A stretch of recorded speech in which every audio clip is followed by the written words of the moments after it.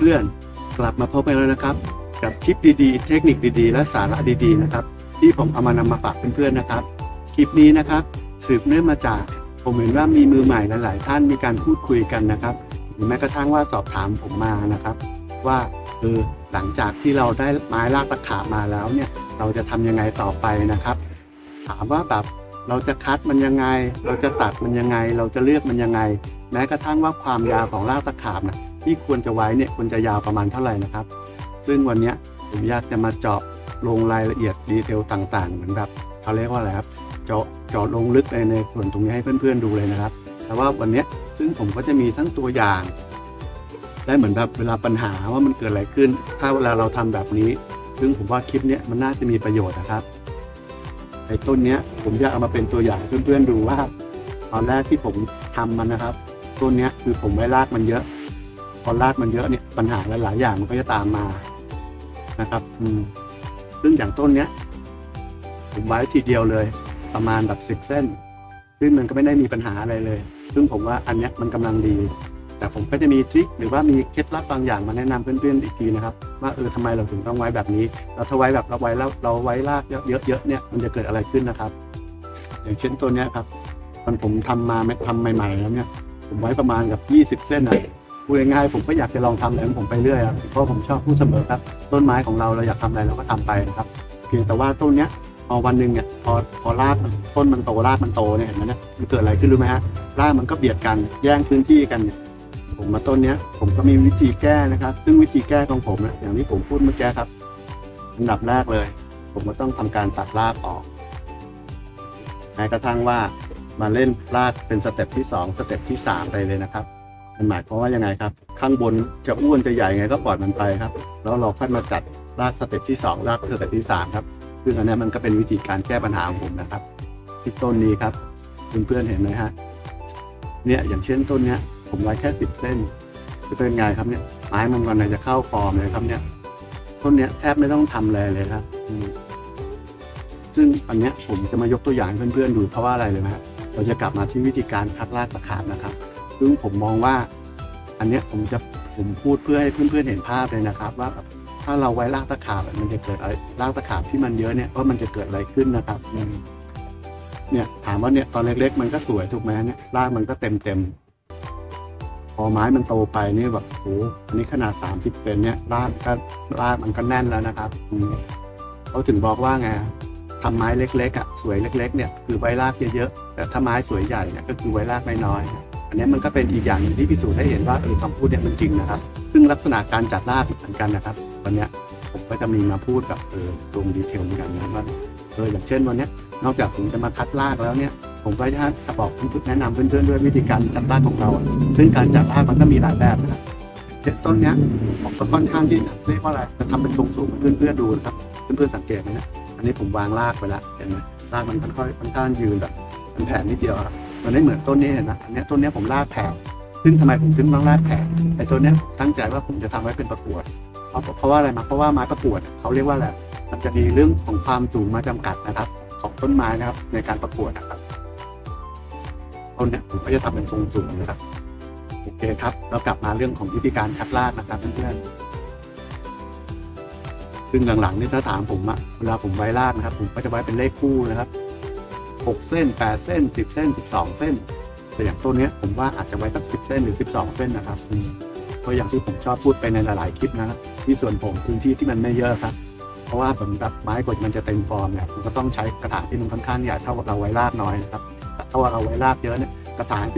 12 นิ้วหรือแม้กระทั่ง15 นิ้วเนี่ยรากมันก็เต็มได้แล้วครับเนี่ยครับผมว่าอันนี้มันก็เป็นตัวอย่างให้เพื่อนๆแบบพิจารณาและตัดสินใจได้นะครับว่าจะไว้รากประมาณขนาดไหนนะครับโอเคซึ่งวันนี้ผมก็จะมาทำการคัดรากให้เพื่อนๆดูนะครับว่าผมไว้ประมาณกี่เส้นแล้ววิธีการจัดการหลังจากนั้นผมทำอะไรยังไงบ้างนะครับ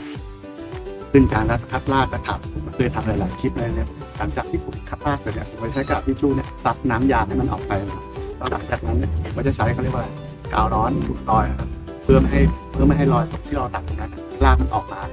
ใช้กาวร้อนปิดไปเลยครับเพื่อนโอเคแล้วเดี๋ยววันนี้ผมจะมาคัดรากให้เพื่อนๆดูมีวิธีแนะนำเพื่อนๆที่เป็นมือใหม่นิดนึงนะครับ พื่อความชัวร์นะครับเราก็ใช้เมจิเนี่ยมาร์กจุดก็คือแต้มจุดนะครับว่าเราจะไว้รากเส้นไหนนะครับ เพราะว่าพูดง่ายๆครับถ้าเราตัดไปแล้วเนี่ยมันเอากลับมาคืนมาไม่ได้นะครับเพื่อนโอเคเดี๋ยววันนี้ผมจะมาร์กจุดให้เพื่อนๆดูนะครับว่าเป็นประมาณแบบไหนซึ่งวันนี้ผมอยากจะลงดีเทลกับเพื่อนนิดนึงนะครับของวิธีการขัดรากหรือกระถางพื้นรากนะครับท่านอย่างที่เป็นมืออาชีพเนี่ยเขาแนะนำนะครับอย่างเช่นต้นเนี้ยรากมันค่อนข้างมีเยอะนิดนึงนะครับรากตะขาบส่วนใหญ่ที่ผมเวลาผมทำเนี่ยครับรากส่วนใหญ่ของผมเนี่ยผมพยายามอันดับแรกเนี่ยผมจะพยายามเลือกให้มันเส้นที่มันขนาดที่มันใกล้เคียงกันเท่าๆกันนะครับเพื่อนเห็นต้นนี้ไหมเห็นไหมรากมันค่อนข้างที่ใกล้เคียงกันเลยครับเพราะฉะนั้นพอโตมามันก็จะสวยนะครับโอเคครับนอกจากขนาดรากที่มันต้องแบบขนาดต้องเท่ากันหรือแบบใกล้เคียงกันนะครับผมว่าตำแหน่งของรากก็สำคัญนะครับเนี่ยครับผมว่าถ้ามันเป็นไปได้อย่างที่ผมชอบในหลายคลิปถ้ามันเป็นไปได้ถ้ามันทำได้ผมว่าไม้ของเราก็ยิ่งสวยอย่างเช่นต้นนี้ครับมันก็มี4 กิ่ง 4 ด้านใช่ไหมกิ่งนะครับเพื่อนเห็นเนี่ย1 2 3แล้วเนี่ยข้างหลัง4อย่างเช่นกิ่งเนี้ยครับผมก็จะคัดเหมือนกันเนี่ยไอ้กิ่งกับรากเนี่ยมันตรงกันเนี่ยผมก็กำหนดตรงนี้ก่อนเลย4 ด้านนะครับแล้วเดี๋ยวรากหลักขึ้นก็ตามมาผมก็จะเอา4 ด้านตรงนี้ก่อนนะครับเนี่ยผมก็จะได้เป็นเส้นนี้ละมันตรงกัน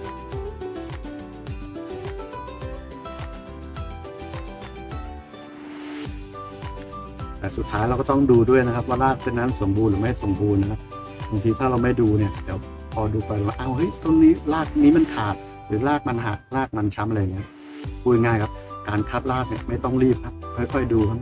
เนี่ยผมก็ได้ฝั่งนี้ผมก็ได้เส้นนี้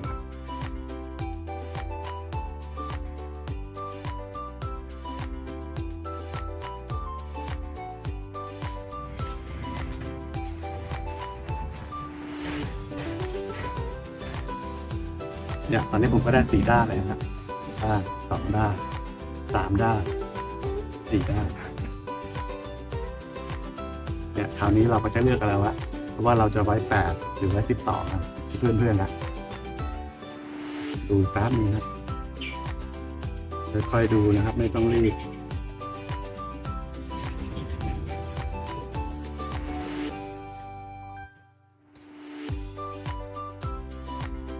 วันนี้ผมว่าผมไว้8ดีกว่าเนี่ยพอได้แล้วก็มาจุดไว้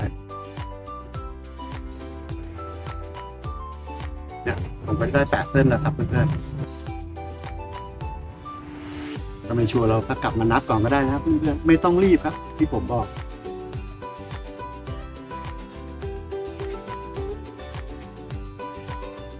โอเคครับผมได้แล้วผมก็จะทำเป็น8 เส้นนะเพื่อนๆเนี่ยแล้วผมก็จะตัดนะครับเส้นมันก็ค่อนข้างใกล้เคียงกันนะครับเนี่ย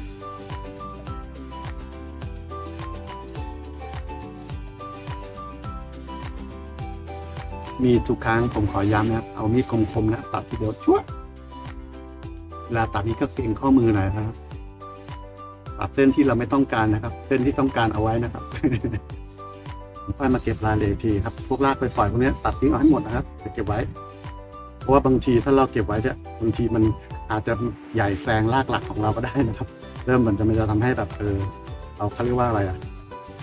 การแบบเขาเรียกว่าการคัดรากมันจะทำให้เรายุ่งยากมากขึ้นนะครับโดยงานเราก็เนี่ยครับอย่างตัวอย่างที่ผมเห็นมาเนี่ยมันจะแบบไม่มีรากมาแซงพูดง่ายดูแล้วมันจะสบายตานะครับ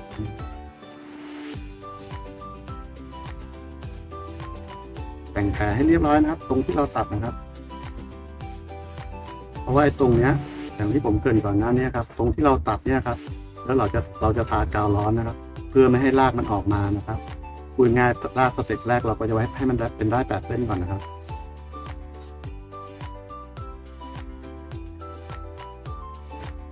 โอเคครับเนี่ยผมได้ละ8 เส้น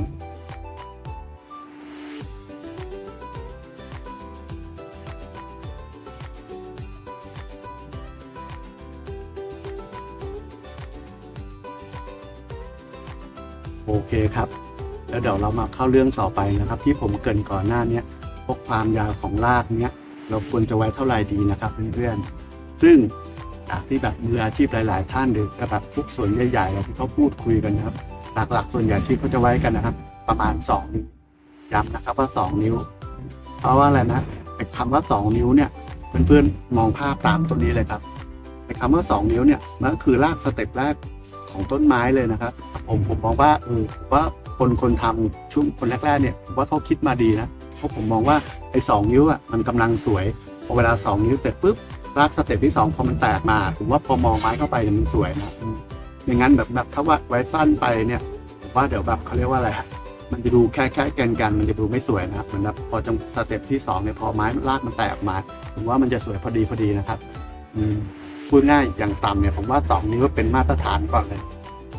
เพียงแต่ว่าหลังจากนั้นเพื่อนๆอยากจะไว้ยาวเนี่ยผมว่ามันก็ย้ายไว้ได้นะ2 นิ้ว3 นิ้ว4 นิ้วอันนี้ก็แล้วแต่นะไม้ใหญ่ผมว่าก็ไว้รากยาวๆนะครับที่มืออาชีพหลายๆท่านเคยแนะนำนะแต่ผมว่าอันดับแรกเนี่ยเอาไว้สเต็ปแรกเนี่ยเอาไว้สัก2 นิ้วก่อนเลยครับอย่าให้ต่ำกว่า2 นิ้วนะครับผมว่าโอเค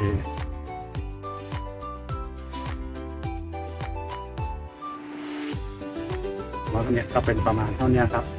สลับไปเรื่อยนะครับเดี๋ยวผมก็จะตัดสลับชูนิดนึงครับตัดยางแห้งๆเลยนะครับยางพวกนี้ไม่ค่อยดีถ้าไม่ตัดยางมันออกมาพอน้ำยางมันออกมาปุ๊บแล้วมันจะเกาะกันเป็นก้อนนะครับแล้วมันก็จะเป็นสีดำๆนะครับเพราะฉะนั้นตัดน้ำยางออกให้หมดนะครับแล้วเดี๋ยวหลังจากนี้ก็จะทากาวร้อนทุกแผลครับเห็นไหมครับแล้วอย่างต้นนี้ผมมีทริคแนะนำขึ้นนิดนึงนะครับที่เหมือนแบบว่าหลังจากที่เราได้รับต้นไม้ที่เป็นรากตะขาบมาครับเนี่ยครับก่อนหน้านี้ที่ผมจะมาทำเนี่ยผมก็แขวนไว้ก่อนผมพูดเสมอครับเพื่อนๆเห็นไหมแขวนไว้จนให้รากมันเขียวเนี่ยเป็นอะไรที่มันดีที่สุดแล้วครับไม่ต้องรีบลงปลูกครับอย่างช่วงนี้ที่ผมชอบหลายๆคลิปช่วงนี้หน้าฝนไม่ต้องรีบลงปลูกต้นไม้นะคือมันยังไม่พร้อมเนี่ยพอรากลงเขียวเนี่ยปุ๊บแต่ผมตัดแต่งอะไรเรียบร้อยเนี่ยเดี๋ยวพรุ่งนี้ผมลงปลูกพอรากมันเขียวมันหมายความว่าไงล่ะเพื่อนต้นไม้มันพร้อมที่จะลงกินอาหารแล้วพูดง่ายว่าปลูกไปแป๊บเดียวเนี่ยครับดอกไม้มันก็ฟื้นเข้าไปอะไรมันก็มารากมันก็เดินหาอาหารกินอาหารได้แล้วครับแล้วไม่เสี่ยงเน่าด้วยครับ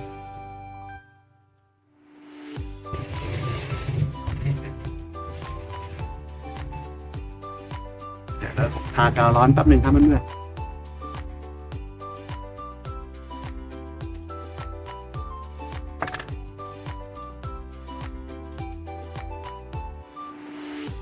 โดนมือนะครับ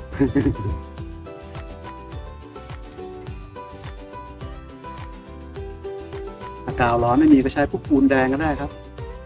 คอนเซปต์ที่ต้องทาเพราะว่าแต่ผมว่าวิธีนี้ถ้าถามผมเลือกกาวร้อนนะครับว่ากาวร้อนเนี่ยมันอุดรอยแผลมันสนิทเลยครับรากมันได้อุดรอยไม่ให้รากออกมานะครับเพราะผมว่าบางทีถ้าเราใช้ปูนแดงเนี่ยบางทีเวลาเราปลูกไปผมเคยทำครับเมื่อก่อนพูดง่ายแผลมันยังอุดไม่สนิทครับรากมันยังออกมาได้ครับพอออกมาสุดท้ายเราก็ตัดออกไปได้ไม่เป็นปัญหาครับผมว่าเนี่ยมันเป็นวิธีเหมือนแบบแก้ปัญหาตั้งแต่แรกไปเลยครับโดยการใช้กาวร้อนเสร็จแล้วผมลงปลูกวันนี้เลยดีกว่าทำให้เพื่อนๆดูตอนนี้วิธีของผมไม่มีอะไรครับก็ลงปลูกเลย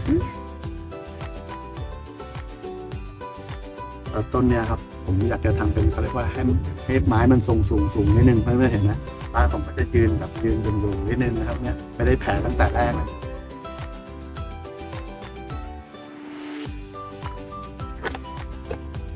ไอ้ต้นเนี้ยเห็นไหมเนี่ยพูดง่ายคือผมก็อยากลองผมไม่ใช่อยากลองผมก็ทำไปเรื่อยเปื่อยอยากทำอะไรก็ทำนะแต่สุดท้ายพอไม้มันอยู่ขนาด12เนี้ยรากมันก็เต็มแล้วเนี่ยคลิปนี้ผมก็เลยว่าอยากมาทำให้เพื่อนๆดูนะครับว่าการไว้รากตะขาบของเราควรจะไว้รากขนาดเท่าไหนดีไว้ประมาณกี่เส้นดีนะครับว่าคลิปเนี้ยเวลาผมพูดไปเพื่อให้เพื่อนๆได้เห็นภาพนะว่าการไว้รากเนี่ยการไว้รากเยอะมันจะเกิดอะไรขึ้นหรือแม้กระทั่งว่าการไว้รากน้อยมันดียังไงหรือเป็นประโยชน์ยังไงนะเนี่ยครับอย่างที่ผมสรุปได้ง่ายๆครับเนี่ยบางทีแบบเราไว้รากที่มันกำลังพอดีนะครับไม้มันก็แบบพอมันโตมามันก็จะสวยได้ของมันนะครับเพียงแต่ว่า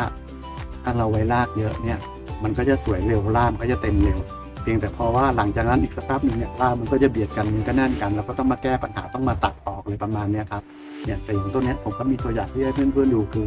ไว้ประมาณ10 เส้นอย่างนั้นมันก็ค่อยๆโตอย่างแบบเนี่ยอันนี้มันอยู่ในกระถาง40 เซนเนี่ยนะรอบเนี่ยสักแป๊บนึงเดี๋ยวรากมันก็จะเต็มแล้วครับเนี่ย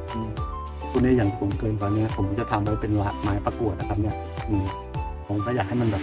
อย่างเงี้ยสำหรับผมเรียกว่าสวยเลยนะครับเนี่ยพออีกสักแป๊บนึงพอรากมันเต็มเนี่ยแล้วมันจบในขนาด15 เซนนะเพื่อนๆดูนะผมตีแค่มานะครับต้นนี้ไม่ได้สูงเลยเนี่ยแต่ผมเทียบกับเมจิให้ดูส่วนพวกเมจินิดเดียวเองนะครับเนี่ยพอไม้ประกวดเขาดูจากยอดของกิ่งนะครับไม่ได้ดูปลายกิ่งนะครับเขาดูยอดปลายกิ่งเนี่ยส่วนสูงก็เมจินิดเดียวเองครับเพื่อนๆแกเนี่ยครับผมก็ลงปลูกประมาณนี้ตัวนี้ผมไว้8 เส้น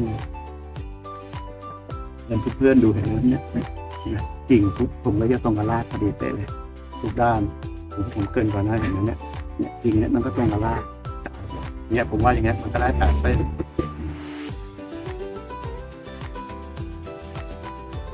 มันก็เป็นตำแหน่งที่สวยแล้วเพื่อนๆแล้วผมจัดรากนะครับผมจะทำทางด้านขนานกันก่อนนะครับเมื่อกี้ผมทำฝั่งนี้ใช่ไหมเรื่องต่อมาเพื่อผมจะมาจัดผมก็มาจัดฝั่งนี้เขาเรียกว่าอะไรค่อนข้างเป๊ะๆเหมือนกันนะครับผมไม่ใช่ว่าถ้าถามผมก็ทำง่ายๆสบายๆผมก็ไม่ได้ซีเรียสอะไรครับแต่ถ้าจะทำกันแบบจริงๆจังๆหรือมันเขาเรียกว่าอะไรทำกันแบบเป๊ะๆนะผมไม่จะทำเป็นประมาณแบบนี้นะครับอยู่ที่ว่าเรารีบหรือไม่รีบด้วยครับซึ่งก่อนหน้านี้ตอนที่ผมทำไม้ใหม่ผมก็ไม่ได้สนใจเลยครับแต่วันนี้ผมเห็นกับมืออาชีพหลายๆท่านเขาทำนี้แล้วเขาก็แนะนำมาว่านี่มันเป็นเคล็ดลับที่ดีนะครับในเทคนิคพวกนี้ผมว่ามันไม่มีอะไรเสียแล้วครับมีความดีแบบแล้วไม้ของเรามันก็จะสวยมากขึ้นนะครับ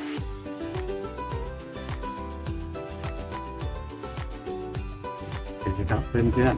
ๆจะได้เป็นประมาณนี้ครับอาการสุดท้ายของผมทุกครั้งนะครับผมก็จะตัดปลายรากให้มันเท่ากันนะครับเพื่อที่ให้รากสเต็ปที่2เวลามันแตกต่างไม่ได้เท่ากันเพื่อทำให้ไม้ของเรา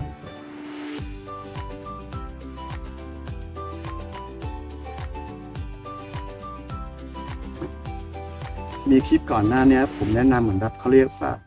พวกใช้น้ำยาเร่งรากนะครับแต่อย่างเงี้ยรากถ้ามันเขียวๆไม่จำเป็นต้องใช้ถ้าเป็นพื้นมือใหม่ถ้าปลูกว่ารากมันจะมารากจะไม่เดินอะไรเงี้ยว่าใช้ก็ดีครับน้ำยาเร่งรากเพื่อความชัวร์ครับ